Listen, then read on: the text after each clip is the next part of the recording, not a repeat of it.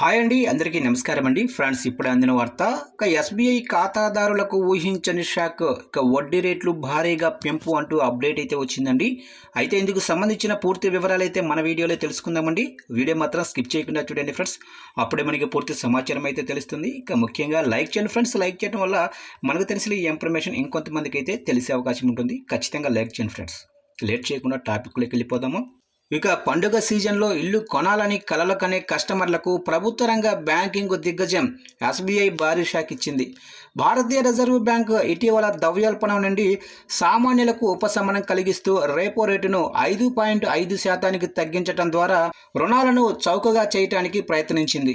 కానీ ఆశ్చర్యకరంగా దేశంలోనే అతిపెద్ద bank state bank of India కొత్త గృహ రుణ కస్టమర్లకు వడ్డీ రేట్లను 25 బేసిస్ పాయింట్లు పెంచింది. దీంతో గరిష్ట వడ్డీ రేటును 8.70% చేరుకుంది. ఈ మార్పు తక్కువ క్రెడిట్ స్కోర్లు ఉన్న కస్టమర్లను ఎక్కువగా ప్రభావితం చేస్తుంది. ముఖ్యంగా హోమ్ లోన్ పొందాలనుకునే కొత్త కస్టమర్లకు ఇది ఊహించని పరిణామమే. కొత్త గృహ రుణాలపై ప్రభావం ఇలా ఉంటుందని చెప్తున్నారు. ఎస్బీఐ గృహ రుణ వడ్డీ రేట్లు గతంలో 7.50% నుంచి 8.45% మధ్య ఉండేవి. ఇప్పుడు ఈ పరిధిని 7.50% నుండి 8.70% పెంచారు. కానీ బ్యాంకు కనీస రేటును మార్చలేదు. దీని అర్థం క్రెడిట్ స్కోరు లేదా సిబిల్ స్కోరు బలహీనంగా ఉన్న కొత్త కస్టమర్లు ఇప్పుడు ఎక్కువ వడ్డీ చెల్లించాల్సి ఉంటుంది. మరోవైపు మంచి క్రెడిట్ స్కోరు ఉన్న కస్టమర్లు ఇప్పటికీ 7.50% ప్రారంభ రేటుతో రుణం పొందవచ్చు. ఆగస్టు 1 నుంచి ఈ నిర్ణయం అమల్లోకి వచ్చినట్లు సమాచారం. అయితే ఈ పెంపు కొత్తగా రుణం తీసుకునే కస్టమర్లకు మాత్రమే వర్తిస్తుంది.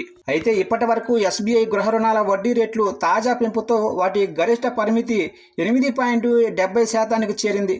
CIBIL score, external bench mark lending rate ఆధారంగా ఈ వడ్డీ రేట్లు నిర్ణయించారు.